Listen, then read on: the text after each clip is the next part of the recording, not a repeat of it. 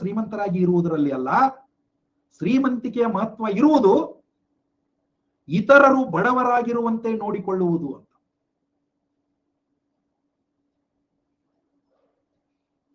ಶ್ರೀಮಂತಿಕೆಯ ಮಹತ್ವ ಇರುವುದು ಇತರರು ಬಡವರಾಗಿರುವಂತೆ ನೋಡಿಕೊಳ್ಳುವುದು. ಇದು ನಿಮಗೆ ಬೇಕೋ ಬೇಡವೋ, ಇದು ಜಗತ್ತಿನ ಸತ್ಯ, ಜಗತ್ತಿನ ಸತ್ಯ. ಹಂಗಂತಂದು ನಾನು ಆಗಲೇ ಹೇಳಿದ್ದೀನಿ ನಿಮಗೆ, ರಿಚ್ನೆಸ್ ಡಿಪೆಂಡ್ಸ್ ಆನ್ ಪಾವರ್ಟಿ. ನೀವು ಅವ್ರನ್ನ ಬಡವರು ಅದಾರಂತಂದ್ರೆ ನೀವು ಶ್ರೀಮಂತರಾಗಿದ್ದೀರಿ ಅಂದ್ರೆ ಅವ್ರು ಬದುಕಲೇಬೇಕು. ಅವರನ್ನು ಪೂರ್ತಿ ನೀವು ಇಲ್ಲದಂತೆ ಮಾಡಿದರೆ ನೀವೇ ಬದುಕಂಗಿಲ್ಲ, ನೀವೇ ಇರಂಗಿಲ್ಲ. And this is what happened in the beginning of 20th century, and that led to great depression in the world. ಬಹಳ ಚಂದ ಒಂದು ಸಂಗತಿಗಳಿವೆಲ್ಲ. ಜಗತ್ತಿನ ಮಹಾ ಆರ್ಥಿಕ ಮುಗ್ಗಟ್ಟಿಗೆ ಕಾರಣ ಏನು ಅಂತಂದ್ರೆ, ಕೆಲವು ಜನ ಸಿಕ್ಕಾಪಟ್ಟೆ ಶ್ರೀಮಂತರಾಗಿ ಉಳಿದವರನ್ನ ಬಡವರನ್ನಾಗಿಸಿದ್ರು. ಎಷ್ಟು ಬಡವರನ್ನಾಗಿಸಿದ್ರು ಅಂದ್ರೆ ಅವರಲ್ಲಿ ಕೊಂಡುಕೊಳ್ಳುವ ಶಕ್ತಿ ಇಲ್ಲದಂತೆ ಬಡವರನ್ನಾಗಿಸಿದ್ರು.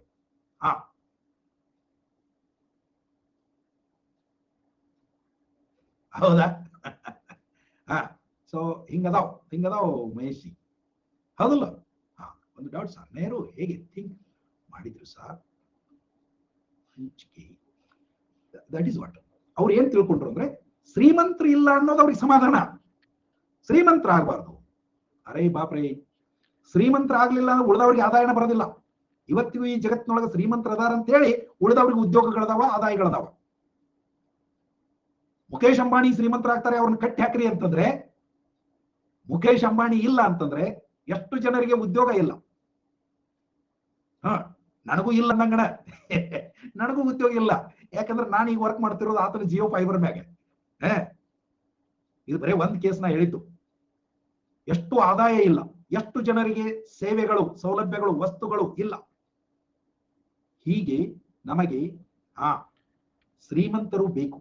ಹಂಗಂತಂದು I am not supporting the exploitation of people. Exploitation ಬೇರೆ, becoming rich by exploiting others ಬೇರೆ, becoming rich by our performance ಬೇರೆ. ಇದನ್ನು ಗಮನಿಸಬೇಕು ತಾವು. So we should become rich by our good performance, not by exploiting others. So ಇದು ಅವರಿಗೆ ತಿಳಿಲಿಲ್ಲ. ಹೀಗಾಗಿ ಇಲ್ಲಿ ಶೆಡ್ಯೂಲ್ ಬಿ ದೊಳಗ 12 ಕೈಗಾರಿಕೆಗಳನ್ನು ಇಟ್ಟರು. ಆದ್ರೆ ಅವು ಇವರಿಗೆ ಉದ್ಯಮಿಗಳಿಗೆ ಒಂಥರ they use to suffer continuously in the sense, ಯಾವಾಗ ಅವರು ಉದ್ಯಮ ಸರ್ಕಾರದ ತಾಬ ಹೋಗ್ತೈತಿ ಅಂತ ಗೊತ್ತಿದ್ದಿರಲಿಲ್ಲ. ಧೈರ್ಯ ಹೆಂಗ್ ಬರ್ತದೆ ಹೇಳ್ರಿ? ಉದ್ಯಮ ಶುರು ಮಾಡೋದಕ್ಕೆ ಧೈರ್ಯ ಹೆಂಗ್ ಬರ್ತದ? ಯಾವನೊಬ್ಬ ಕಷ್ಟಪಟ್ಟು ಇವತ್ತು ಮುಖೇಶ್ ಅಂಬಾನಿ ಇಷ್ಟು ದೊಡ್ಡ ಉದ್ಯಮ ಕಟ್ಟ್ಯಾರ, ನಾಳೆನೇ ಸರ್ಕಾರ ಇದು ಸರ್ಕಾರದ ಉದ್ಯಮ ಅಂತ ಘೋಷಣೆ ಮಾಡಿದ್ರೆ ಉಳಿದವ್ರ ಪರಿಸ್ಥಿತಿ ಏನಾಗ್ತದ? ಯಪ್ಪ ಬೇಡಪ್ಪ, ದುಡ್ಕೊಂಡು ತಿನ್ನೋದು ಚಲೋ, ಇದನ್ಯಾವ ಇಷ್ಟು ಕಷ್ಟಪಟ್ಟು 108 ಸಾಲ ಮಾಡಿ, ಬಹಳ ಶ್ರಮ ಇರ್ತದ, ಅದ್ರ ಹಿಂದೆ ಬಹಳ ಬದ್ಧತೆ ಇರ್ತಾವ, ಬಹಳ ತ್ಯಾಗಗಳಿರ್ತಾವ. ಸೊ ಅಂತದ್ದೆಲ್ಲ ನಾವು ಗಮನಿಸಬೇಕು. ಅದನ್ನು ಗಮನಿಸಲಿಲ್ಲ, ನಮ್ಮ ನಾಯಕರು ಗಮನಿಸಲಿಲ್ಲ. ಶೆಡ್ಯೂಲ್ ಸಿ, ಮೇಲಿನ 2 ಶೆಡ್ಯೂಲ್ಗಳಲ್ಲಿ ಸೇರಿಸಲಾಗಿಲ್ಲದ ಎಲ್ಲಾ ಇತರ ಕೈಗಾರಿಕೆಗಳು 3ನೇ ವರ್ಗದಲ್ಲಿ ಸೇರಿದವು. ಇದನ್ನ ಖಾಸಗಿ ವಲಯಕ್ಕೆ ಮುಕ್ತಗೊಳಿಸಲಾಯಿತು. ಆದಾಗ್ಯೂ ಯಾವುದೇ ರೀತಿಯ ಕೈಗಾರಿಕಾ ಉತ್ಪಾದನೆಯನ್ನು ಕೈಗೊಳ್ಳುವ ಹಕ್ಕನ್ನು ರಾಜ್ಯವು ಕಾಯ್ದಿರಿಸಿತು. ಇದೊಂದು ನಮೂನಿ ಆಲ್ ರೈಟ್ಸ್ ರಿಸರ್ವ್ಡ್. ನೀ ಏನ್ ಬೇಕಾದ್ರೆ ಶುರು ಮಾಡು, ನಾಳೆ ಅದನ್ನ ಹಾಕೊಂಡ್ರೆ ತಗೊಂಡೆ ಇಷ್ಟ ಹೇಳ್ಬಿಟ್ಟು. ಹೀಗೆ 1956ರ ಕೈಗಾರಿಕಾ ನೀತಿ ಉದ್ಯೋಗಾವಕಾಶಗಳನ್ನು ವಿಸ್ತರಿಸಲು ಮತ್ತು ಆರ್ಥಿಕ ಶಕ್ತಿ ಮತ್ತು ಚಟುವಟಿಕೆಯ ವ್ಯಾಪಕ ವಿಕೇಂದ್ರೀಕರಣಕ್ಕಾಗಿ ಕಾಟೇಜ್ ಮತ್ತು ಸಣ್ಣ ಪ್ರಮಾಣದ ಕೈಗಾರಿಕೆಗಳ ಪ್ರಾಮುಖ್ಯತೆಯನ್ನು ಒತ್ತಿ ಹೇಳಿತು. ಕಾಟೇಜ್ ಇಂಡಸ್ಟ್ರೀಸ್ ಕೈಗಾರಿಕಾ ಶಾಂತಿಯನ್ನು ಕಾಪಾಡುವ ಪ್ರಯತ್ನಗಳಿಗೆ ರೆಸಲ್ಯೂಷನ್ ಕರೆ ನೀಡಿತು. ಕೈಗಾರಿಕಾ ಶಾಂತಿ, ಸೊ ತಮಗೆ ಗೊತ್ತಿರಬೇಕು, ಇಂಡಸ್ಟ್ರಿಯಲ್ ಅನ್ರೆಸ್ಟ್ ಅನ್ನುವಂಥದ್ದೇ ಒಂದು ದೊಡ್ಡ topic. And for your information, I am post graduate in economics, you all know that, and my specialization was industrial economics. So industrial unrest ಅನ್ನೋದು ಒಂದು ದೊಡ್ಡ ಹಂಗಾಮ ಆ ಕಾಲದೊಳಗೆ. ಅಂತ ಕೈಗಾರಿಕಾ ಅಶಾಂತಿಯನ್ನ ತೊಡೆದಾಕಿ ಶಾಂತಿಯನ್ನ ಕಾಪಾಡುವ ಪ್ರಯತ್ನಗಳಿಗೆ ರೆಸಲ್ಯೂಷನ್ ಕರೆ ನೀಡಿತು. ಅಂದರೆ ಪ್ರಜಾಸತ್ತಾತ್ಮಕ ಸಮಾಜವಾದದ ಉದ್ದೇಶಗಳಿಗೆ ಅನುಗುಣವಾಗಿ ಉತ್ಪಾದನೆಯ ಆದಾಯದ ನ್ಯಾಯಯುತ ಪಾಲನ್ನ ಶ್ರಮಜೀವಿಗಳಿಗೆ ನೀಡಬೇಕಾಗಿತ್ತು. That is what is the meaning. Distribution of income in a right manner between the employer and employees. ಇದು ಖಾಸಗಿ ವಲಯದಿಂದ ತೀವ್ರ ಟೀಕೆಗೆ ಒಳಗಾಯಿತು. ಯಾಕಂದ್ರೆ ಈ ನಿರ್ಣಯವು ಖಾಸಗಿ ವಲಯದ ವಿಸ್ತರಣೆಯ ವ್ಯಾಪ್ತಿಯನ್ನ ಗಣನೀಯವಾಗಿ ಕಡಿಮೆಗೊಳಿಸಿತು. ಇದು ಹೆಂಗಾಕೈತಿ ಅಂತಂದ್ರೆ, ಉದ್ಯಮಗಳ ಪರಿಸ್ಥಿತಿ ಹೆಂಗಿರ್ತದಂದ್ರೆ, ನೀನು ಎಕ್ಸ್ ಅನ್ನೋನು ಎಂಪ್ಲಾಯರು, ವಾಯ್ ಅನ್ನೋನು ಎಂಪ್ಲಾಯಿ. ಓಕೆ, ವಾಯ್ಗೆ 500 ರೂಪಾಯಿ ಕೊಡು, ವಾಯ್ಗೆ 500 ರೂಪಾಯಿ ಕೊಡು, ನೀನು ಆರ್ಗನೈಸರ್ ಅದಿ ಅನ್ನೋ ಕಾರಣಕ್ಕ ಓಕೆಪ್ಪ ನೀ ಒಂದು 550 ರೂಪಾಯಿ ತಗೋ ಅಂದ್ಬಿಟ್ರೆ, ಈ 50 ರೂಪಾಯಿ ಹೆಚ್ಚು ತಗೊಂಡು ನಾವು ಇನ್ನೊಂದು ಕೈಗಾರಿಕೆ ಯಾವಾಗ ಸ್ಥಾಪಿಸಬೇಕು? ಒಂದು ಇಂಡಸ್ಟ್ರಿಯಲ್ ಹೌಸ್ ಅನ್ನೋದು ಒಂದು ಎಂಪೈರ್ ಆಗಿ ಬೆಳೆಯೋದೇ ಅದರ ಅಕ್ಯುಮುಲೇಷನ್ ಆಫ್ ವೆಲ್ತ್ ತುಂಬಾ ಜೋರಾಗಿದ್ದಾಗ. How Mukesh Ambani could establish so many industries and of course now things have changed. ಮೊದಲೆಲ್ಲ ಈ ಬುದ್ಧಿ ಇದ್ದಿರಲಿಲ್ಲ, ಈ ತಿಳುವಳಿಕೆ ಇದ್ದಿರಲಿಲ್ಲ ಬಹಳ ಮಂದಿಗೆ. ಇವತ್ತಿನವರೆಗೂ ಬಹಳ ಮಂದಿಗೆ ಗೊತ್ತಿಲ್ಲ ಏನಂದ್ರೆ ಉದ್ಯಮ ಶುರು ಮಾಡೋದು ಅಂದ್ರೆ ಒಂದು ತಮ್ಮ ಸ್ವಂತ ರೊಕ್ಕ ಇರಬೇಕು, ಇಲ್ಲ ಸಾಲ ತೆಗೆದು ಮಾಡಬೇಕು ಅಂತ. ಇನ್ ರಿಯಾಲಿಟಿ ಹಾಗಿಲ್ಲ. ಇವತ್ತಿನ ಸಾಕಷ್ಟು ಅನುಕೂಲತೆಗಳು ಬಂದಾವ. ಪರ್ಟಿಕ್ಯುಲರ್ಲಿ ಏನು ಪಬ್ಲಿಕ್ ಇನ್ವಾಲ್ವ್ಮೆಂಟ್ದೊಂದಿಗೆ ಷೇರುಗಳನ್ನು ಸಂಗ್ರಹಿಸುವ ಮೂಲಕ ನೀವು ಉದ್ಯಮಗಳನ್ನ ಕಟ್ಟಬಹುದು ಇವತ್ತಿನ. ಸೊ ಒಂದು ಪಬ್ಲಿಕ್ ಪಾರ್ಟ್ನರ್ಶಿಪ್ ಅನ್ನುವಂಥದ್ದು, ಸಾರ್ವಜನಿಕರನ್ನ ತೊಡಗಿಸಿಕೊಳ್ಳುವ ಮೂಲಕ ಇವತ್ತು ಮತ್ತೆ ಬಹುತೇಕ ಉದ್ಯಮದಾರರು ಇವತ್ತು ಹಂಗದ. ಅವರೇನು ತಮ್ಮ ಸ್ವಂತ ರೊಕ್ಕ ಮಾಡಿ ಉದ್ಯಮ ಕಟ್ಟಿದವರಲ್ಲ. ಒಂದಂದ್ರೆ ಅವ್ರು ಏನು ಎಚ್ಚರಿಕೆ ವಹಿಸ್ತಾರ, ಅದರೊಳಗೆ ಮೆಜಾರಿಟಿ ಶೇರ್ಸ್ ತಮ್ಮ ಇಟ್ಕೊಂಡಿರ್ತಾರೆ. ಸೊ ದಟ್ ಮ್ಯಾನೇಜ್ಮೆಂಟ್ ಅವ್ರ ಕೈಯಾಗಿರ್ತದೆ. ಪರವಾನಗಿಗಳ ಅಂದ್ರೆ ಲೈಸೆನ್ಸ್ ರಾಜ್ ವ್ಯವಸ್ಥೆಯ ಮೂಲಕ ಉದ್ಯಮ ವಲಯವನ್ನ ರಾಜ್ಯದ ನಿಯಂತ್ರಣದಲ್ಲಿ ಇರಿಸಲಾಗಿತ್ತು. ಬಹಳ ಕೆಟ್ಟ ಕಾಲ ಇದು. ಈ ಕಾಲದೊಳಗೆ ನನಗನಿಸ್ತದ ಒಂದ್ ಲೆಕ್ಕಕ್ಕೆ ಬ್ರಿಟಿಷರ ಕಾಲ ಚಲೋ ಇತ್ತು, ಇದು ಅದಕ್ಕಿಂತ ಕೆಟ್ಟ ಕಾಲ. ಉದ್ಯಮಗಳ ಸ್ಥಾಪನೆಯ ದೃಷ್ಟಿಯಿಂದ ನಾ ಹೇಳಕತ್ತು, ಉದ್ಯಮಗಳ ಸ್ಥಾಪನೆಯ ದೃಷ್ಟಿಯಿಂದ. ಯಾಕಂದ್ರೆ ಪರಿಸ್ಥಿತಿ ಹೆಂಗಿತ್ತು ನೋಡ್ರಿ, ನೀವು ಇಲ್ಲಿ ಇಮ್ಯಾಜಿನ್ ಮಾಡ್ಕೊಡ್ರಿ. ಒಂದ ನಿಮಗೆ ಪಿಕ್ಚರ್ ಕೊಡಕತ್ತೀನಿ. ಖಾಸಗಿ ಅವರಿಗೆ ಈ ರೀತಿ ಒಳಗ 108 ನಿರ್ಬಂಧಗಳು, ಮತ್ತೆ ಯಾವಾಗ ರಾಷ್ಟ್ರೀಕರಣ ಮಾಡ್ತಾರಂತ ಗೊತ್ತಿಲ್ಲ. ಇನ್ನೊಂದು ಕಡೆ ಹೋಗ್ಲಿ, ಸರ್ಕಾರರೇ ಉದ್ಯಮ ಶುರು ಮಾಡಕ್ಕೆ ಶಕ್ತಿ ಐತ್ಯಾ? ಅದರ ಹತ್ರ ಬಂಡವಾಳ ಇಲ್ಲ, ಅದರ ಹತ್ರ ಸಂಘಟನಾ ಶಕ್ತಿ ಇಲ್ಲ. ಅಪರೂಪಕ್ಕೆ ಏನೋ ಗುದ್ದಾಡಿ ಶುರು ಮಾಡಿದ್ರೆ ಅದು ಭ್ರಷ್ಟಾಚಾರಿಗಳ ಕೂಟ, ಭ್ರಷ್ಟರ ಒಂದು ಹಿಂಡೆ ನುಂಗಿ ಹಾಕೋದಕ್ಕೆ ಯಾವಾಗ್ಲೂ ರೆಡಿ ಇರ್ತಿತ್ತು. ಭ್ರಷ್ಟಾಚಾರ ಇವತ್ತಿಂದು ಅಂತ ತಿಳ್ಕೊಬೇಡ್ರಿ. ತಮ್ಗೆ ಗೊತ್ತಿರ್ಬೋದು, ಮುಂದ್ರಾ ಜೀಪ್ ಕೇಸ್ ಅಂತ ಆಯ್ತು. ಮುಂದ್ರಾ ಜೀಪ್ ಕೇಸ್ ಕೇಳಿದಿರಾ? ಮುಂದ್ರಾ ಜೀಪ್ ಕೇಸ್ ಅಂತ ಬಹಳ ಪ್ರಸಿದ್ಧ ಕೇಸ್ ಇದು, ಮುಂದ್ರಾ ಜೀಪ್ ಕೇಸ್ ಅಂತ. ಸೊ ಇದೊಂದು ಮುಂದ್ರಾ ಅನ್ನುವಂಥದ್ದು ಜೀಪ್ ತಯಾರಿಸುವಂತ ಕಂಪನಿ. ಇವರಿಗೆ ಎಷ್ಟು ವ್ಯವಸ್ಥಿತ ಭ್ರಷ್ಟಾಚಾರ ಆ ಕಾಲದೊಳಗೆ ಇತ್ತು ಅಂತಂದ್ರೆ, ಇದು ಭಾರತದ ಪ್ರಥಮ ಪ್ರಸಿದ್ಧ ಭ್ರಷ್ಟಾಚಾರ ಘಟನೆ ಇದು ಅಥವಾ ಭ್ರಷ್ಟಾಚಾರ ಪ್ರಕರಣ ಇದು. ಇದರೊಳಗ LIC ಒಂದು ಸರ್ಕಾರಿ ಸಂಸ್ಥೆ, ಆ ಸರ್ಕಾರಿ ಸಂಸ್ಥೆಯ ಹಣವನ್ನ ಅಂದ್ರೆ ಅದು ಜನರಿಂದ ಪ್ರೀಮಿಯಂ ರೂಪದೊಳಗೆ ಏನು ಸಂಗ್ರಹಿಸಿತ್ತೋ ಆ ಹಣವನ್ನ ಈ ಮುಂದ್ರಾ ಜೀಪ್ ಇದ್ರೊಳಗ ಕಂಪನಿ ಒಳಗ ಒಬ್ಬ ಯಾವ ಅಡ್ನಾಡಿ ಮಿನಿಸ್ಟರ್ ಇದ್ದ, ಅವನು ತೊಡಗಿಸ್ಬಿಟ್ಟ. ಅದು ದಿವಾಳಿ ಆಯ್ತು. And it was all intentional, agri ಉದ್ದೇಶಪೂರ್ವಕ ಇರ್ತಿತ್ತು, ವ್ಯವಸ್ಥಿತ ಇರ್ತಿತ್ತು. ಮಿನಿಸ್ಟರ್ಗಳಿಗೆ ಇಂತಿಷ್ಟು ಪಾಲು ಅಂತ ಇರ್ತಿತ್ತು. ಮುಂದೆ ಈ ಏನು ಸರ್ಕಾರಿ ಉದ್ಯಮಗಳನ್ನು ಇಷ್ಟು ಶುರು ಮಾಡಿದ್ರು, ಪ್ರತಿ ಉದ್ಯಮದ್ದು ಅದರ ಕನ್ಸ್ಟ್ರಕ್ಷನ್ ಒಬ್ಬ ಮಿನಿಸ್ಟರ್ಗೆ ಗುತ್ತಿಗೆ ಕೊಡೋದು. ಬಟ್ ಬಹಳ ವ್ಯತ್ಯಾಸದ, ಆಗಿಂದಕ್ಕೂ ಈಗಿಂದಕ್ಕೂ ಬಹಳ ವ್ಯತ್ಯಾಸದ. ಅವಾಗಿನ ಪದ್ಧತಿ ಹೇಗಿತ್ತು ಸರ್ಕಾರದ್ದು ಅಂದ್ರೆ, ತನಗೆ ಮಾಡೋ ಶಕ್ತಿ ಇಲ್ಲ, ಮಾಡ್ತೀನಿ ಅನ್ನೋರಿಗೆ ಬಿಡೋದಂತದ್ದಿಲ್ಲ. ಎಂತದ್ದಿದು? ಸೊ ಹೀಗಾಗಿ ನಮ್ಮ ಉದ್ಯಮ ಕ್ಷೇತ್ರ ತುಂಬಾ ಹಿಂದುಳಿತು ಅನ್ನೋದನ್ನ ನಾವು ತಿಳ್ಕೋಬೇಕು. ಕೈಗಾರಿಕಾ ಪರವಾನಗಿಗಳು ಅನ್ನುವಂಥದ್ದು ಬಂತು. ಪರವಾನಗಿಗಳು, license Raj, literally it choked the industries respiration in India. ಕೈಗಾರಿಕಾ ವಲಯದ ಉಸಿರನ್ನೇ ಹತ್ತಿಕ್ಕಿದಂತಹ ಒಂದು ನೀತಿ ಈ ಕೈಗಾರಿಕಾ ಪರವಾನಗಿ, industrial permission. That is what is called license Raj. ಹೊಸ ಉದ್ಯಮವನ್ನು ತೆರೆಯಲು ಅಥವಾ ಉತ್ಪಾದನೆಯನ್ನು ವಿಸ್ತರಿಸಲು ಸರ್ಕಾರದಿಂದ ಪರವಾನಗಿಯನ್ನು ಪಡೆಯುವುದು ಪ್ರೀ ರಿಕ್ವಿಜಿಟ್ ಆಗಿತ್ತು. ಆರ್ಥಿಕವಾಗಿ ಹಿಂದುಳಿದ ಪ್ರದೇಶಗಳಲ್ಲಿ ಹೊಸ ಕೈಗಾರಿಕೆಗಳನ್ನು ತೆರೆಯಲು ಸುಲಭವಾದ ಪರವಾನಗಿ ಮತ್ತು ವಿದ್ಯುತ್ ಮತ್ತು ನೀರಿನಂತಹ ಅಗತ್ಯಗಳನ್ನ ಸಹಾಯಧನದ ಮೂಲಕ ಪ್ರೋತ್ಸಾಹಿಸಲಾಯಿತು. ದೇಶದಲ್ಲಿ ಅಸ್ತಿತ್ವದಲ್ಲಿದ್ದಂತ ಪ್ರಾದೇಶಿಕ ಅಸಮಾನತೆಯನ್ನು ಎದುರಿಸಲು ಇದನ್ನ ಮಾಡಲಾಯಿತು. ಇದು ಒಂದು ಒಳ್ಳೆ ವಿಚಾರ. ಆದ್ರೆ ಹೋಗವ್ರು ಯಾರು? ಅಲ್ಲಿ ಏನೂ ಇನ್ಫ್ರಾಸ್ಟ್ರಕ್ಚರ್ ಇರ್ತಿರ್ಲಿಲ್ಲ. ನೀವು ಏನೂ ಇರಲಾರ್ದು ಗುಡ್ಡದಾಗ ಹೋಗಿ ಕೈಗಾರಿಕೆ ತೆಗಿ, ನಿನಗೆ ನೀರು ಕೊಡ್ತೀನಿ, ಕರೆಂಟ್ ಕೊಡ್ತೀನಿ ಅಂದ್ರೆ ಅದನ್ನ ತಗೊಂಡು ಮಾಡ್ಬೇಕೇನಮ್ಮ. ಮಾರ್ಕೆಟ್ ಒಂದ್ ಕಡೆ, ಅಲ್ಲಿಂದ ಹೋಗಕ್ಕೆ ರಸ್ತೆಗಳಿಲ್ಲ, ರೈಲು ಸೌಲಭ್ಯ ಇಲ್ಲ. ಇಂಥ ಕಾಲದೊಳಗೆ ಎಲ್ಲೋ ಕೈಗಾರಿಕೆ ತೆಗಿ ಅಂದ್ರೆ ಅದಕ್ಕೂ ಯಾರು ಮುಂದೆ ಬರಲಿಲ್ಲ. ಆರ್ಥಿಕತೆಗೆ ಹೆಚ್ಚಿನ ಸರಕುಗಳ ಅಗತ್ಯವಿದೆ ಎಂದು ಸರ್ಕಾರಕ್ಕೆ ಮನವರಿಕೆ ಮಾಡಿದ್ರೆ ಮಾತ್ರ. ಇದು ಎಂತ ಅನಾಹುತ ತಲೆ ನೋಡ್ರಿ. ಏನ್ ಮೆಚ್ಚುತ್ತಿರೋ ಅಥವಾ ಏನ್ ಮಾಡ್ತಿರೋ ನಿಮ್ಗೆ ಬಿಟ್ಟದ್ದು ಇದು. ಈಗ ಒಬ್ಬವ ಉತ್ಪಾದಕ ಅದಾನ, ಎಷ್ಟು ಉತ್ಪಾದನೆ ಮಾಡ್ಬೇಕು ಅನ್ನೋದು ಅವನ ಪ್ರೆರೋಗೇಟಿವ್. ಅದು ಎಷ್ಟು ಉತ್ಪಾದನೆ ಮಾಡ್ಬೇಕು. ನಾ ಈಗ ಒಂದು ಫಾರ್ ಎಕ್ಸಾಂಪಲ್ ಬೂಟ್ ತಯಾರು ಮಾಡ್ತೀನಿ ಅಂತ ಇಟ್ಕೊಳ್ರಿ, ಸುಮ್ಮನೆ ಹೇಳಕತ್ತೀನಿ, ಬೂಟ್ ತಯಾರು ಮಾಡ್ತೀನಿ ಅಂತ ಇಟ್ಕೊಳ್ರಿ, ನನ್ನ ಬೂಟ್ ತಯಾರಿಕೆ ಕೈಗಾರಿಕೆ ಐತಪ್ಪ. ಓಕೆ, ಇಲ್ಲಿವರೆಗೆ ನಾನು ಒಂದು 10,000 ಬೂಟ್ಗಳನ್ನ ತಯಾರು ಮಾಡ್ತಾ ಇದ್ದೆ. ಈಗ ನನಗೆ out of my experience, out of my understanding of the market demand, ನಾನು ಇದನ್ನ 15,000 ಪೇರ್ ಆಫ್ ಶೂಸ್ ತಯಾರು ಮಾಡಕ್ ಹೋಗ್ತೀನಿ ಅಂತಂದ್ರ I have to convince the government. I have to convince the government. ಒಬ್ಬ ಆರ್ಥಿಕತೆಗೆ ಹೆಚ್ಚಿನ ಸರಕುಗಳ ಅಗತ್ಯ ಇದೆ ಎಂದು ಸರ್ಕಾರಕ್ಕೆ ಮನವರಿಕೆ ಮಾಡಿದರೆ ಮಾತ್ರ ಉತ್ಪಾದನೆಯನ್ನ ಹೆಚ್ಚಿಸಲು ಪರವಾನಗಿಯನ್ನು ನೀಡಲಾಗ್ತಿತ್ತು. ಇನ್ನ ಹೋಗ್ಲಿ ಬಿಡ್ರಪ್ಪ, ನಾ ಹೋಗ್ತಿದ್ದೆ, ಅವ್ರನ್ನ ಕೇಳ್ತಿದ್ದೆ, ಏನೋ ಒಂದು ಗುಡ್ ಇಂಟೆನ್ಷನ್ ಇಟ್ಕೊಂಡ ಈ ನಿಯಮ ಮಾಡ್ಯಾರ ಅಂತ ಇಟ್ಕೊಳ್ಳೋಣ. ಮಿದುಕಲ್ಲ ತಗೋಕೋದಿಲ್ಲ ಇವ್ರಿಗೆ. ನಾನು ಹೋಗಿ ನೋಡ್ರಪ್ಪ, ನಾ ಹಿಂಗ್ ಬೂಟ್ ತಯಾರು ಮಾಡವ, ನಾನು ಆಗ್ಲೇ 10,000 ಜೋಡ್ ಮಾರಾಕತ್ತಾವ, ಇನ್ನೊಂದು 5,000 ಜೋಡ್ ತಯಾರು ಮಾಡ್ತೀನಿ, ನನಗೆ ಪರ್ಮಿಷನ್ ಕೊಡ್ರಿ ಅಂತಂದ್ರ ಅಷ್ಟು ಈಜಿ ಕೊಡೋ ಮಕ್ಕಳಂದ್ರೆ ಇವರು. ಅವಾಗ್ಲೇನ ಭ್ರಷ್ಟಾಚಾರ ಅನ್ನೋದು ಮಿತಿ ಮೀರಿದ್ದೇ ಇದರಿಂದ. ಭಾರತದೊಳಗೆ ಇವತ್ತಿಗೂ ಆ ಭ್ರಷ್ಟಾಚಾರದ ಸಂಸ್ಕೃತಿ ಹೋಗ್ತಾ ಇಲ್ಲ. ಇದಕ್ಕೆ ಕಾರಣ ಅಂದಿನ ಸರ್ಕಾರಗಳು ರೂಪಿಸಿದಂತ ಒಂದು ವ್ಯವಸ್ಥೆ. ನೀವು ಸರ್ಕಾರದ ಹತ್ರ ಏನೇ ಕೇಳಕ್ ಹೋಗ್ರಿ, ಕೊಡ್ ನಂದ್ ಅಂತ ಚಾಲೋ ಅವ್ರದ್ದು. ಮುಂದೆ ನನ್ನ ಟೇಬಲ್ ಅಲ್ಲ, ಮುಂದಿನ ಟೇಬಲ್ ಅಲ್ಲ, ಮ್ಯಾಗಿನ ಟೇಬಲ್, ತಾಲೂಕಾ ಸ್ಥಳ ಅಲ್ಲ, ಜಿಲ್ಲಾ ಸ್ಥಳ, ಜಿಲ್ಲಾ ಅಲ್ಲ, ಇದು ರಾಜ್ಯದ ಹೆಡ್ ಕ್ವಾರ್ಟರ್ ಹೋಗ್ಬೇಕು, ಹೆಡ್ ಕ್ವಾರ್ಟರ್ ಅಲ್ಲ, ಡೆಲ್ಲಿಯಿಂದ ಪರ್ಮಿಷನ್ ಬರ್ಬೇಕು. ಇಷ್ಟು ಹಾಕೊಡ್ದು ಅಂದ್ರೆ 5 ವರ್ಷ ಹೋಗಿರ್ತಿತ್ತು. ನನ್ನ ಕತೆ ಏನಾಗಿರ್ಬಾರ್ದು. ನನ್ನ ಬೂಟ್ ಸಮುದ್ರ ಹೋಗಿರ್ತಿತ್ತು, ನನ್ನ 10 ಜೋಡ ಬೂಟ್ ಸಮುದ್ರ ಹೋಗಿರ್ತಿತ್ತು. ಇವ್ರ ಕಡೆಯಿಂದ ಬೂಟ್ ಉತ್ಪಾದನೆ ಮಾಡಕ್ ಪರ್ಮಿಷನ್ ತಗೋಬಿಡ್ದಂದ್ರೆ.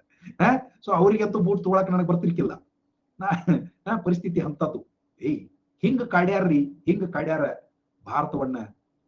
ಬಹಳ ದೊಡ್ಡ ದುರಂತ ಇದು. ಏನೇನು ಉರುಳಿಲ್ಲ ಅದ್ರೊಳಗೆ. ಸುಮ್ಮನೆ ಇವತ್ತೇನೋ ಏನಾಗ್ಬಿಟ್ಟು ಗೊತ್ತೇನ್ರಿ, ಅವಾಗೇನೋ ಸ್ವಾತಂತ್ರ್ಯ ಹೋರಾಟದೊಳಗೆ ಇವರೇ ನಾಯಕರು, ಸೊ ಸ್ವಾತಂತ್ರ್ಯಕ್ಕಾಗಿ ಹೋರಾಡಿದವರೆಲ್ಲ ದೇವರು ಅನ್ನುವಂತ ಒಂದು ಮೈಂಡ್ ಸೆಟ್ ಅನ್ನ ಭಾರತೀಯರೊಳಗ ನಿರ್ಮಾಣ ಮಾಡಿಬಿಟ್ಟಿದ್ರು.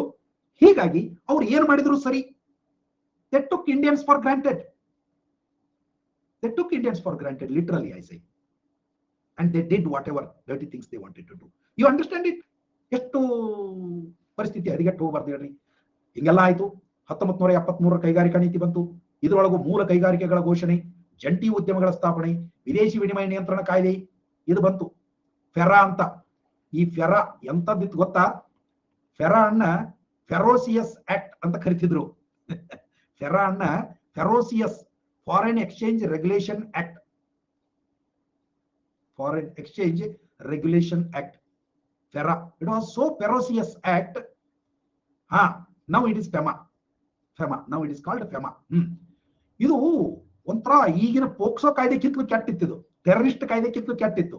ಇದ್ರೊಳಗ ಯಾರ ಸಿಕ್ಕ್ರ ಅವ್ರ ಕತಿ ಮುಗಿತು, ಹಂಗಿತ್ತು ಪರಿಸ್ಥಿತಿ. ಹಂಗೆಲ್ಲ ಬಂತು. ವಿದೇಶಿ ಹೂಡಿಕೆಗೆ ಹಸಿರು ನಿಶಾನೆ ಕೊಟ್ಟರು ಫಸ್ಟ್ ಟೈಮ್. 77ರ ಕೈಗಾರಿಕಾ ನೀತಿ, ಇದು ಮೊರಾರ್ಜಿ ದೇಸಾಯಿ ಅವರ ಜನತಾ ಸರ್ಕಾರದಿಂದ ಬಂತು. ಇದು ಕೈಗಾರಿಕೆಗಳ ವಿಕೇಂದ್ರೀಕರಣ ಮತ್ತು ಗೃಹ ಕೈಗಾರಿಕೆಗಳಿಗೆ ಆದ್ಯತೆ ನೀಡಿತು. ಆದ್ರ ಅದೃಷ್ಟವೋ ದುರದೃಷ್ಟವೋ ಗೊತ್ತಿಲ್ಲ, ಈ ಸರ್ಕಾರ ಬಹಳ ದಿವಸ ಬದುಕಲಿಲ್ಲ. ಹಿಂಗಾಗಿ ಅದರ ಕೈಗಾರಿಕಾ ನೀತಿಗೆ ಯಾವುದೇ ಬೆಲೆ ಇಲ್ಲ ಆಯ್ತು. ಮುಂದೆ ಮತ್ತದು ಆ ಸರ್ಕಾರ ಹೋದ ತಕ್ಷಣ 1980ರ ಕೈಗಾರಿಕಾ ನೀತಿ ಇಂದಿರಾ ಗಾಂಧಿ ಅವ್ರದ್ದು ಮತ್ತೆ ಬಂತು. ಸೊ ಇಲ್ಲಿ ವಿದೇಶಿ ಹೂಡಿಕೆ ಮತ್ತು ತಂತ್ರಜ್ಞಾನ ವರ್ಗಾವಣೆಗೆ ಆದ್ಯತೆ ನೀಡಿತು. MRTP ಮಿತಿ ಹೆಚ್ಚಳ ಮಾಡಿದ್ರು 1966ರೊಳಗ. ನಾಗಲೇ ಹೇಳಕತ್ತಿದ್ನಲ್ಲ, MRTP ಆಕ್ಟ್ ಅವಾಗ ಬಂದಿತ್ತು. ಸೊ ಅದ್ರೊಳಗೆ ನೀವು ಇಷ್ಟ ಹೂಡಿಕೆ ಮಾಡ್ಬೇಕು, ಇಷ್ಟ ಹೇಳಿದ್ನಲ್ಲಪ್ಪ ಮಹೇಶ್ ಆಗಲೇ, ಮೋನೋಪಾಲೀಸ್ ಅಂಡ್ ರೆಸ್ಟ್ರಿಕ್ಟಿವ್ ಟ್ರೇಡ್ ಪ್ರಾಕ್ಟೀಸಸ್ ಆಕ್ಟ್ ಅಂತ. ಮೋನೋಪಾಲೀಸ್, ಏಕಸ್ವಾಮ್ಯತೆ ನಿಯಂತ್ರಿಸೋದಕ್ಕೆ ಇರುವಂತಹ ಒಂದು ಕಾಯ್ದೆ ಅದು.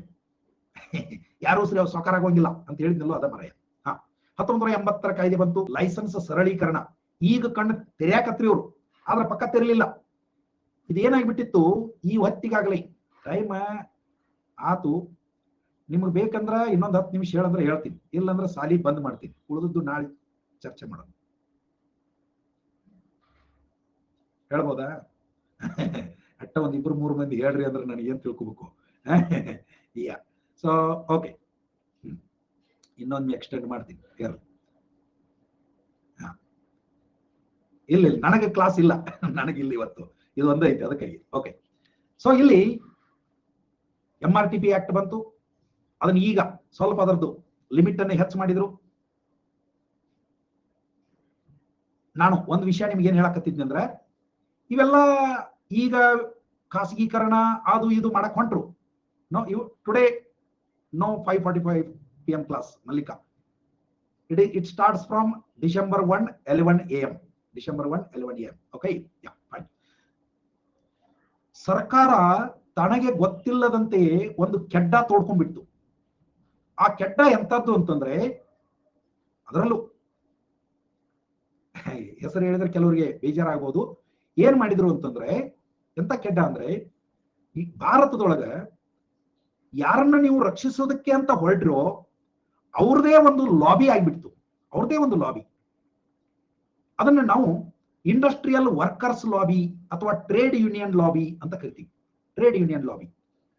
ಈ ಟ್ರೇಡ್ ಯೂನಿಯನ್ ಲಾಬಿ ಒಂದು ಕಡೆ ಭಾರತದ ಕೈಗಾರಿಕೀಕರಣಕ್ಕೆ ದೊಡ್ಡ ಹೊಡೆತ ಕೊಟ್ಟವರು ನೆಹರು ಮತ್ತು ಇಂದಿರಾ ಗಾಂಧಿ ಅಂತ ಆದ್ರೆ, ನಂತರದೊಳಗ ಅವರಷ್ಟೇ ಕೆಟ್ಟ ಪಾತ್ರವನ್ನು ವಹಿಸಿದವರು ಈ ಕೈಗಾರಿಕಾ ಸಂಘಟನೆ, ಇವರು ಕಾರ್ಮಿಕ ಸಂಘಟನೆಗಳವರು, ಟ್ರೇಡ್ ಯೂನಿಯನ್ಸ್ ಅವರು. ಈ ಟ್ರೇಡ್ ಯೂನಿಯನ್ಸ್ ಕೈಗಾರಿಕೆಗಳನ್ನ ಹೀಗೆ ಮಗ್ಗಲು ಮುರಿದು ಎಲವು ಮುರಿದು ಅಂತಂದ್ರೆ, ನಿಮ್ಗೆ ಯಾರಿಗೂ ಗೊತ್ತಿಲ್ಲ, ಈ ಸಂಗತಿಗಳು ಗೊತ್ತಿಲ್ಲ. ಯಾಕಂದ್ರೆ ನೀವು ಹುಟ್ಟಿರ್ಲಿಲ್ಲ ಪಾಪ. ನಾನು ಒಬ್ಬ ಬಾಲ್ಯ ಮುಗಿಸಿ ಯೌವನಕ್ಕೆ ಕಾಲಿಡುವ ದಿನಗಳೊಳಗ ನಿತ್ಯವೂ ಪೇಪರ್ನಲ್ಲಿ ಓದುತ್ತಿದ್ದು, ರೇಡಿಯೋದೊಳಗೆ ನ್ಯೂಸ್ ಕೇಳ್ತಿದ್ದು ಅಂತಂದ್ರೆ, ಇವತ್ತು ಈ ಕೈಗಾರಿಕೆ ಲಾಕ್ಔಟ್ ಆಯ್ತು, ಇವತ್ತು ಆ ಕೈಗಾರಿಕೆ ಲಾಕ್ಔಟ್ ಆಯ್ತು, ಕಾರ್ಮಿಕರು ಇಂಥ ಮುಷ್ಕರ ಹೂಡಿದ್ರು, ಕಾರ್ಮಿಕರು ಅಂತ ಮುಷ್ಕರ ಹೂಡಿದ್ರು. ನಿರಂತರ ಮುಷ್ಕರಗಳು ಕೈಗಾರಿಕಾ ಒಂದು ವಾತಾವರಣದ, ಅದಕ್ಕೊಂದು ವಾತಾವರಣ ಅಂತ ಬೇಕಾಗ್ತದೆ, atmosphere or ecology, a system. It was spoiled to such an extent. ಒಂದೊಂದೇ ಕೈಗಾರಿಕೆಗಳು ಬಂದಾಗ್ತಾ ಬಂದು, ಒಂದೊಂದೇ ಕೈಗಾರಿಕೆಗಳು ನಿರಂತರವಾಗಿ ಬಂದಾಗ್ತಾ ಬಂದು. ನಿಮಗೆ ಗೊತ್ತಿರಲಿ, ನಮ್ಮ ಹುಬ್ಬಳ್ಳಿ ಧಾರವಾಡದೊಳಗೆ, ಹುಬ್ಬಳ್ಳಿ ಪರ್ಟಿಕ್ಯುಲರ್ಲಿ ಎಷ್ಟೊಂದು ಇವು ಟೆಕ್ಸ್ಟೈಲ್ ಮಿಲ್ಗಳಿದ್ವು. ದಾವಣಗೆರೆಯನ್ನ ಮ್ಯಾಂಚೆಸ್ಟರ್ ಆಫ್ ಕರ್ನಾಟಕ ಅಂತ ಕರಿತಿದ್ವಿ. ಎಷ್ಟೊಂದು ಟೆಕ್ಸ್ಟೈಲ್ ಮಿಲ್ಗಳಿದ್ವು. ಅವೆಲ್ಲ ಮುಚ್ಚೋಗೋದಕ್ಕೆ ಕಾರಣ ಟ್ರೇಡ್ ಯೂನಿಯನ್ಗಳು. ಟ್ರೇಡ್ ಯೂನಿಯನ್ಗಳು ಅಂತಂದ್ರೆ ಸಾಮಾನ್ಯ ಕಾರ್ಮಿಕರಲ್ಲ. ಇದು ಕೂಡ ನಾವು ಅರಿತುಕೊಳ್ಳಬೇಕಾಗಿರುವಂತ ಸತ್ಯ. ಸಾಮಾನ್ಯ ಕಾರ್ಮಿಕರು ಆಗಿನ ಕಾಲದೊಳಗೆ ಬಹುತೇಕ ಹೆಬ್ಬಟ್ಟು ಚಾಪ್ ಇರ್ತಿದ್ರು. ಅವ್ರಿಗೆ ಹೆಚ್ಚು ತಿಳಿತಿರ್ಲಿಲ್ಲ. ಆದ್ರೆ ಏನು ಆ ಕಾರ್ಮಿಕ ಸಂಘಟನೆಗಳ ನಾಯಕರು ಅಂತ ಏನಿದ್ರು, ಅವರು ತಮ್ಮ ಸ್ವಾರ್ಥಗಳಿಗಾಗಿ ಈ ಕೈಗಾರಿಕೋದ್ಯಮಿಗಳ ಮೇಲೆ ಇಂಥ ಪ್ರೆಸರ್ ಹೇರ್ತಿದ್ರು ಅಂತಂದ್ರೆ, ಅವ್ರು ಕೈಗಾರಿಕೆ ನಡೆಸೋದಕ್ಕೆ ಸಾಧ್ಯವೇ ಆಗಬಾರ್ದು. ಇವ್ರು ಪಾಲ ಕೊಡ್ತಾ ಹೋಗ್ಬೇಕು. ಎಷ್ಟಂತ ಕೊಡ್ತಾರೆ. ಇದು ಹೇಗಿದೆ ಅಂದ್ರೆ philosophy, live and let live. ಕೈಗಾರಿಕೆ ಬದುಕಿದ್ರೆ ಕಾರ್ಮಿಕರು ಬದುಕ್ತಾರೆ, ಕಾರ್ಮಿಕರಿದ್ರೆ ಕೈಗಾರಿಕೆ ಬದುಕ್ತದೆ. ಹೌದಲ್ಲ? This should be the understanding between the two. ನಾನು ಆಗ್ಲೇ ಅದಕ್ಕಾಗಿ ಹೇಳ್ತಾ ಇದ್ದೆ, ಶ್ರೀಮಂತರಿಗೂ ಯಾವಾಗಲೂ ಅರಿವು ಇರಬೇಕು. ನಾವೇ ಎಲ್ಲವನ್ನು ಗ್ರ್ಯಾಬ್ ಮಾಡ್ಕೊಂಡ್ಬಿಟ್ರೆ ನಾವೇ ಬದುಕೋದಿಲ್ಲ. ಯಾಕಂದ್ರೆ ಬೇಡಿಕೆ, ನಾನು ಶ್ರೀಮಂತ ಆಗಿದ್ದೀನಿ ಅದರಿಂದ, ಯಾವುದನ್ನೋ ಒಂದನ್ನು ಉತ್ಪಾದಿಸುವುದರಿಂದ. ಹೌದಾ? ನಾನು ಯಾವನೇ ಒಬ್ಬ ಇವತ್ತಾಗ್ಲಿ ಮುಂದೆ ಕೂಡ ಯಾವನೇ ಒಬ್ಬನು ಶ್ರೀಮಂತ ಆಗೋದಂದ್ರೆ ಒಂದು ಯಾವುದೋ ವಸ್ತು ಅಥವಾ ಸೇವೆಯನ್ನ ಉತ್ಪಾದಿಸುವುದರಿಂದ. ಓಕೆ, ಉತ್ಪಾದಿಸಿದ್ದು ಮಾರಾಟ ಆದಾಗ ನಾನು ಶ್ರೀಮಂತ ಆಗ್ತೀನಿ. ಮಾರಾಟ ಆಗ್ಬೇಕು ಅಂದ್ರೆ ಸಾಮಾನ್ಯ ಜನರ ಹತ್ರ ಕೊಂಡುಕೊಳ್ಳುವ ಶಕ್ತಿ ಬೇಕಲ್ಲ. ಕೊಂಡುಕೊಳ್ಳುವ ಶಕ್ತಿ ಅಂದ್ರೆ ಅದು ಅವರ ಆದಾಯ. ಸೊ ನಾನು ನನ್ನ ಆದಾಯವನ್ನ, ಅಂದ್ರೆ ಒಬ್ಬ ಶ್ರೀಮಂತ ತನ್ನ ಆದಾಯ ತಾವೊಂದಿಟ್ಟು ಹೆಚ್ಚು ಇಟ್ಕೊಳ್ಳಿ, ನಮ್ಮದೇನು ಅದಕ್ಕೆ ತಕರಾರಿಲ್ಲ. ಆದ್ರೆ ಎಲ್ಲಾ ನಂದ ಅಂತ ಇಟ್ಕೊಂಡ ಅಂತಂದ್ರೆ 10 ವರ್ಷದೊಳಗೆ ಅವನು ಎಲ್ಲ ಮುಚ್ತಾವ. ಅಫ್ಕೋರ್ಸ್ ಬಡವರಿಗೆ ಹೆಚ್ಚು ತ್ರಾಸ ಆಗ್ತದೆ, there is no doubt. But ಇವನು ಹೋಗ್ತಾನೆ ದಿವಾಳಿ ಅಂತ. This is reality of the world. So ಇವ್ರ ಕತಿ ಹೆಂಗಾಗ್ಬಿಡ್ತು ಅಂದ್ರೆ, ಅವಾಗ ಕೈಗಾರಿಕೆಗಳು ಎಲ್ಲ ಮುಚ್ತಾ ಹೋದು. ಯಾಕಂದ್ರೆ ಈ ಟ್ರೇಡ್ ಯೂನಿಯನ್ಗಳು ಅಷ್ಟು ತೊಂದರೆಯನ್ನ ಕೊಟ್ಟು, ನಿರಂತರ ಸ್ಟ್ರೈಕ್ಗಳು, ಲಾಕ್ಔಟ್ಗಳು. ಓಕೆ, ಹಿಂಗೆಲ್ಲ ಆಯ್ತು. ಇದನ್ನ ಯಾಕೆ ಹೇಳಿದ್ನಿ ಅಂದ್ರೆ, ನಾನು ಇಂಥ ಟ್ರೇಡ್ ಯೂನಿಯನ್ಗಳನ್ನ ನಿಯಂತ್ರಿಸುವ ಶಕ್ತಿ ಸರ್ಕಾರಕ್ಕೆ ಇದ್ದಿರಲಿಲ್ಲ. ಯಾಕಂದ್ರೆ ಸರ್ಕಾರ ಈ ಟ್ರೇಡ್ ಯೂನಿಯನ್ಗಳು ಅಥವಾ ಕಾರ್ಮಿಕರ ಮತಗಳಿಗಾಗಿ ನಾಲಿಗೆ ಚಾಸ್ತಿತ್ತು. ಈ ವೋಟ್ ಬ್ಯಾಂಕ್ ಪಾಲಿಟಿಕ್ಸ್ ಅನ್ನೋದು ಇಂಡಿಯಾದೊಳಗ ಇಷ್ಟು ಕೆಟ್ಟದಾಗಿ ಬೆಳೆದುಕೊಂಡು ಬಂತು ಅಂತಂದ್ರೆ, ಒಂದು ಕಡೆ ಈ ಪರಿಶಿಷ್ಟ ಜಾತಿ ಪಂಗಡದವರನ್ನ ವೋಟ್ ಬ್ಯಾಂಕ್ ಆಗಿ ಮಾಡ್ಕೊಂಡ್ರು, ಅವ್ರನ್ನೂ ಉದ್ಧಾರ ಮಾಡಲಿಲ್ಲ. ಇನ್ನೊಂದು ಕಡೆ ಧಾರ್ಮಿಕ ಅಲ್ಪಸಂಖ್ಯಾತರನ್ನು ವೋಟ್ ಬ್ಯಾಂಕ್ ಅಂತ ಮಾಡ್ಕೊಂಡ್ರು, ಅವರು ಉದ್ಧಾರ ಆಗಿಲ್ಲ. ಹೀಗೆ ಇನ್ನೊಂದು ಕಡೆ ಕಾರ್ಮಿಕರನ್ನ ವೋಟ್ ಬ್ಯಾಂಕ್ ಮಾಡ್ಕೊಂಡ್ರು, ಅವರು ಉದ್ಧಾರ ಆಗಲಿಲ್ಲ. ತಮ್ಮ ವೋಟ್ ಬ್ಯಾಂಕ್ಗಾಗಿ ಯಾವುದೋ ಒಂದು ದರಿದ್ರ ನೀತಿಯನ್ನು ಅನುಸರಿಸಿ ದೇಶನ್ನೇ ಬಹಳ ಕಷ್ಟಕ್ಕೆ ಸಿಲುಕಿತು. This is harsh reality. ಇವತ್ತು ನಾವು ಎಚ್ಚೆತ್ತುಕೊಳ್ಬೇಕು, ಮತ್ತೊಮ್ಮೆ ಇಂಥದ್ದಕ್ಕೆ ಅವಕಾಶ ಕೊಡಬಾರದು ಅನ್ನುವಂಥದ್ದು. ಯಾವುದೇ ಸರ್ಕಾರ ಬರಲಿ, ನಾನು ಪಕ್ಷವನ್ನ ಹೇಳ್ತಾ ಇಲ್ಲ, ಪಕ್ಷ ಯಾವುದಾದ್ರೂ ಇರಲಿ, ಆದ್ರೆ ನಮ್ಮ ನಾಯಕರು ಇಂಥದ್ದು ಇರಬಾರ್ದು ಅನ್ನುವಂಥದ್ದು ನನ್ನ ವೈಯಕ್ತಿಕ ನಿಲುವು. ಇವೆಲ್ಲ ಈಗ ಅದು ಮಹೇಶ, ಇವತ್ತು trade unions have no place. ಹಿಂಗಾಗಿ ಎಲ್ಲ ಕಮ್ಯುನಿಸ್ಟ್ ಪಾರ್ಟಿಗಳು ಈಗಲೂ ನೋಡ್ರಿ, ನೀವು ಏನೋ ಒಳ್ಳೇದನ್ನ ಮಾಡ್ತೀನಿ ಅಂದ್ರೆ ಅದು ಬೇಡ ಅಂತಾನೆ ಹೇಳ್ತಾರೆ ಯಾವಾಗಲೂ. ಯಾವುದೇ ಒಳ್ಳೇದು ಮಾಡ್ತೀನಿ ಅಂದ್ರೆ ಯಾಕೆ ಅವ್ರಿಗೆ ಅಷ್ಟು ಟ್ರೈನಿಂಗ್ ಆಗಿಬಿಟ್ಟದೆ, ಬರೇ ನೆಗೆಟಿವ್. ಓಕೆ, ಸೊ ಅದು ಇವಾಗ ಬಹುತೇಕ ಹೋಗಿಬಿಟ್ಟದ. ಇವತ್ತಿನ ಫಿಲಾಸಫಿ ಎದ್ರ ಮೇಲೆ ನಿಂತದಂದ್ರೆ ಆಗ್ಲೇ ಹೇಳಿದ್ನಲ್ಲ ನಾನು, ಮಾಲೀಕನಿಗೆ ಗೊತ್ತದ ಎಲ್ಲಿವರೆಗೆ ನನ್ನ ವರ್ಕರ್ಸ್ ಸ್ಯಾಟಿಸ್ಫೈಡ್ ಅದಾರೋ ಅಲ್ಲಿವರೆಗೆ ನಾನು ಬೆಳೀತಾ ಇರ್ತೀನಿ ಅನ್ನೋದು ಇವತ್ತಿನ ಮಾಲೀಕರಿಗೆ ಗೊತ್ತದ. It is today's philosophy and it is maintained. ಹೌದಾ?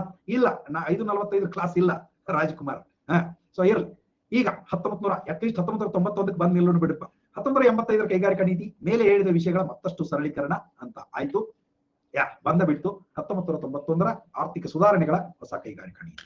ಇದನ್ನ ಘೋಷಿಸಿದಾಗಲೂ ಕೂಡ ನಾನು ಮೊನ್ನೆ ಹೇಳಿದೀನಿ, ಇಡೀ ಭಾರತದೊಳಗೆ ಬೆಂಕಿ ಹಚ್ಚಕತ್ತು. ಇಡೀ ಭಾರತ ತುಂಬ ರೈಲುಗಳನ್ನ ಸುಟ್ರು, ಬಸ್ಗಳನ್ನ ಸುಟ್ರು, ಎಲ್ಲೆಂದಲ್ಲಿ ಕಲ್ಲುಗಳನ್ನು ತೂರಿದ್ರು.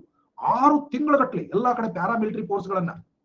ಹೊಸ ಕೈಗಾರಿಕಾ ನೀತಿ ಅಂತಂದ್ರೆ ಇಲ್ಲಿವರೆಗೆ ಯಾರನ್ನ ಪೋಷಿಸಿಕೊಂಡು ಬಂದಿದ್ರಲ್ಲ ಅವ್ರಿಗೆಲ್ಲರಿಗೂ ಈಗ ಬೀಳೋದಕ್ಕೆ ಶುರುವಾಯ್ತು. ಮತ್ತಿದು ದುರ್ಬುದ್ಧಿಯಿಂದ ಕೂಡಿದ್ದು, ತಿಳುವಳಿಕೆ ಇಲ್ಲದ ವಿಚಾರ. ನಿಮ್ಗೆ ಗೊತ್ತಿರ್ಬೇಕು, ಕಂಪ್ಯೂಟರ್ಗಳನ್ನ ಬ್ಯಾಂಕ್ಗಳಲ್ಲಿ ತರ್ತೀನಿ ಅಂತಂದ್ರೆ ತಿಂಗಳಗಟ್ಟಲೆ ಬ್ಯಾಂಕ್ಗಳು ಸ್ಟ್ರೈಕ್ ಆಗಿಬಿಟ್ಟು ಏನ್ ಮಾಡ್ತೀವಿ? ಕಂಪ್ಯೂಟರ್ ಬೇಡ ಭಾರತದೊಳಗೆ. ಕಂಪ್ಯೂಟರ್ ಇರ್ಲಿಲ್ಲ ಅಂದ್ರೆ ಇವತ್ತು ಇಷ್ಟು ಉದ್ಯೋಗಗಳು ಇರ್ತಿದ್ವಾ? ಇವತ್ತು ಇಂಡಿಯಾದೊಳಗೆ ಇಮ್ಯಾಜಿನ್, ಬರೀ ಇದೇ ಮೈಂಡ್ ಸೆಟ್ ಇತ್ತು ಅವಾಗ. ಅಂತದ್ ಬೇಡ. ಸೊ ಯಾವುದೇ ಒಂದು ಪುರೋಗಾಮಿ ಪ್ರೋಗ್ರೆಸಿವ್ ಥಿಂಕಿಂಗ್ ಅನ್ನ ನಿರಂತರವಾಗಿ ಹತ್ತಿಕ್ತಾ ಹೋಗ್ಲಾಯ್ತು. ಹೀಗಾಗಿ ಭಾರತ ಯಾಕೆ ನಾವು ಚೀನಾದಕ್ಕಿಂತಲೂ ಇವತ್ತು ಇಷ್ಟು ಹಿಂದೆ ಉಳಿದೀವಿ ಅಂತಂದ್ರೆ it is because of such selfish groups of people who did a big damage to India's economy. ಹೌದಾ? ಸೊ ಇಷ್ಟನ್ನ ನಾವು ನೋಡ್ಕೊಂಡಿದೀವಿ. ಇನ್ನು ಮುಂದಿಂದು ಹೊಸ ಆರ್ಥಿಕ ನೀತಿ ಬಂತು. ಇದು ಅಷ್ಟು ಒಮ್ಮೆಲೆ ಕಣ್ಣು ತೆರಲಿಲ್ಲ. ಆದ್ರೂ ನಾವು PV ನರಸಿಂಹರಾವ್ ಅವರ ಧೈರ್ಯ ಮೆಚ್ಚಬೇಕು. ಮನಮೋಹನ್ ಸಿಂಗ್ ಹಣಕಾಸು ಮಂತ್ರಿ ಇದ್ರು, ತಮಗೆಲ್ಲ ಗೊತ್ತದ.